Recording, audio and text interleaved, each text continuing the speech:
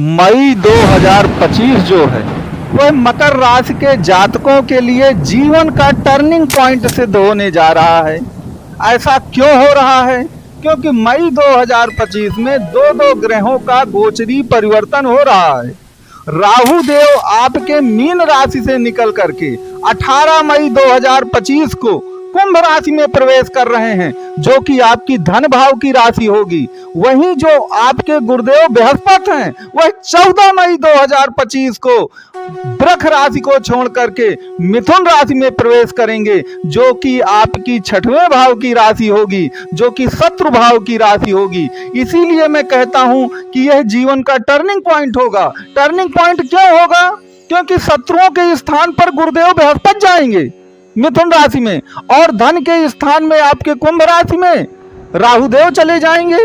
तो शत्रुओं को विनाश करने वाले ग्रह धन पे चले गए हैं, और धन देने वाले ग्रह आपके शत्रु भाव पे चले गए हैं, छठवें भाव पर। तो याद रखिए, इसीलिए तो मैं कह रहा हूं कि अग्नि परीक्षा जो है वह मई 2025 से आपकी शुरू हो जाएगी। क्योंकि धन प्रदाता जो ग्रह गुरुदेव बृहस्पति हैं वह तो शत्रु भाव पे आ गए हैं, आपके छठवें भाव पर मिथुन राशि में। वहीं जो शत्रुओं का विनाश करने वाले ग्रह हैं, शत्रु विनाशक राजयोग बनाते हैं राहु देव, वह धन भाव पे चले गए हैं।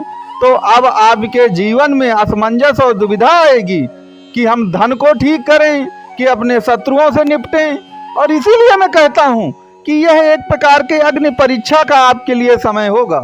अब यहाँ पर एक बात आपको याद रखना है कि गोचर का जो प्रतिफल होता है वह 30% ही आपको प्राप्त होता है जीवन में।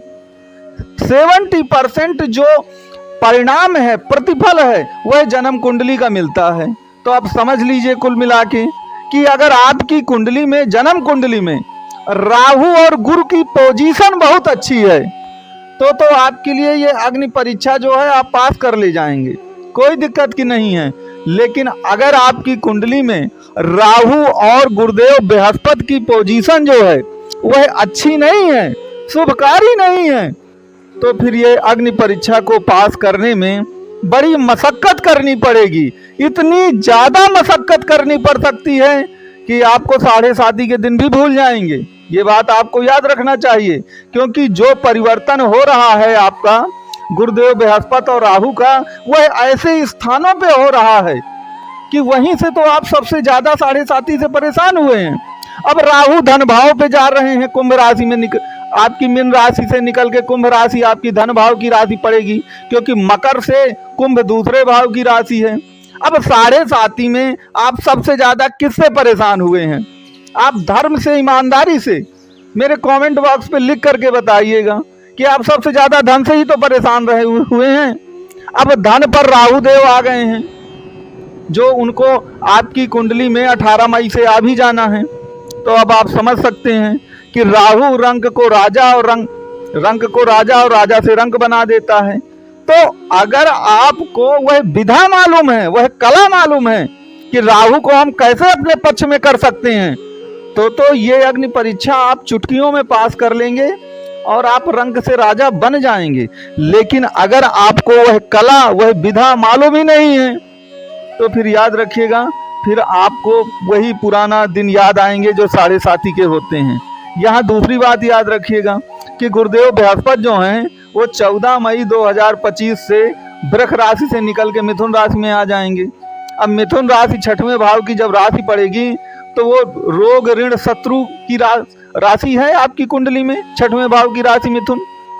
अब आप सबसे ज्यादा किससे परेशान थे? आप अपने शत्रुओं से ही तो सबसे ज्यादा परेशान थे 7.5 के समय में।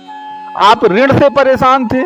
अब ऋण 2 प्रकार का हो सकता है, या तो आपने ऋण दे रखा है तो वो नहीं मिल रहा है, या तो आपने ऋण बैंक से इतना ज्यादा ले रखा है कि अब वो चुकाया नहीं हो रहा।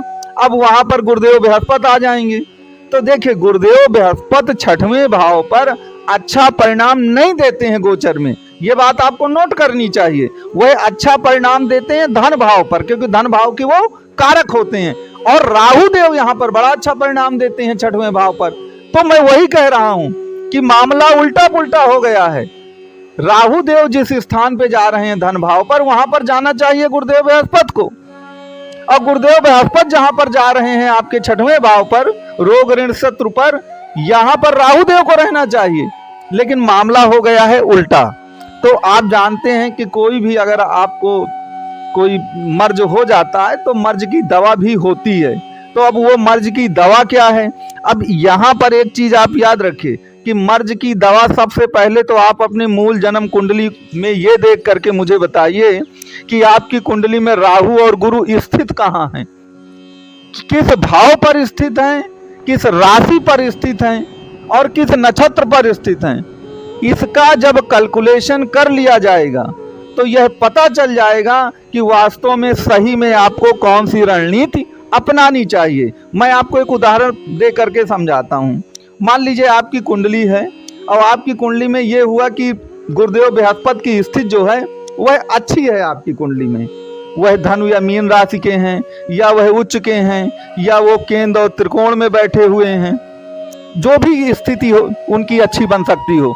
तो यहाँ पर होगा क्या कि जब राहु आपके धन भाव पर आ भी जाएंगे तो आपको करना क्या है कि चूंकि गुरुदेव बृहस्पति की स्थिति अच्छी है आपकी कुंडली में, वो धन के कारक माने गए हैं प्रत्येक कुंडली के लिए, तो फिर आप साम दाम दंड भेद का प्रयोग कर सकते हैं और आपको धन की अथाह वृद्धि होगी, बहुत सारा धन आप प्राप्त कर सकते हैं। लेकिन अगर कुंडली में गुरु की स्थितियां अच्छी नहीं हैं तो याद रखिएगा कि धन कमाने के चक्कर में आप बहुत ज्यादा साम दाम दंड भेद को ना अपनाइएगा। अगर गुरु की स्थिति आपकी मूल जन्म कुंडली में अच्छी नहीं है तो अगर आपने जरूरत से ज्यादा चालाकी और होशियारी दिखाई राहु वाली तो धन कमाने के चक्कर में आप फंस भी सकते हैं। इस बात को आपको याद रखना चाहिए। इसीलिए कुंडली का जो विश्लेषण है वह आवश्यक होता है। नंबर 2 याद रखिए, अगर आपकी कुंडली में मूल जन्म कुंडली में राहु की स्थितियां अच्छी हैं तो फिर वो शत्रु विनाशक राजयोग काम करेगा। भले ही गुरुदेव बृहस्पति आपके 6वें में पहुंच गए हैं तब भी आपको शत्रु परेशान नहीं कर पाएंगे और आपको ऋण लेने या देने में दिक्कतें नहीं आएंगी। लेकिन अगर आपकी कुंडली में कहीं राहु की स्थिति विपरीत हो गई तो फिर आपको कुछ संभल करके काम करना है। आपको साम दाम दंड भेद जो है वह अपनाना है ताकि आपको कोई भी व्यक्ति किसी भी प्रकार से परेशान न कर पाए। अब आप अपनी कुंडली को उठाइए और ये देखिए कि उसमें राहु की स्थितियां क्या हैं। अगर राहु की स्थिति अच्छी है, गुरु की स्थिति अच्छी है तो आप अग्नि परीक्षा बहुत जल्दी पास कर लेंगे, कोई दिक्कत नहीं आएगी। लेकिन अगर स्थितियां अच्छी नहीं हैं तो निश्चित तौर पर आपको राहु की और गुरु की रेमेडी करनी होगी, तभी जा करके अग्नि परीक्षा पास करेंगे। आप मुझको कमेंट बॉक्स में या मेरे व्हाट्सएप पे बताइएगा कि आपकी स्थितियां कैसी हैं, उसी के अनुसार आपको रेमेडी बताई जाएगी।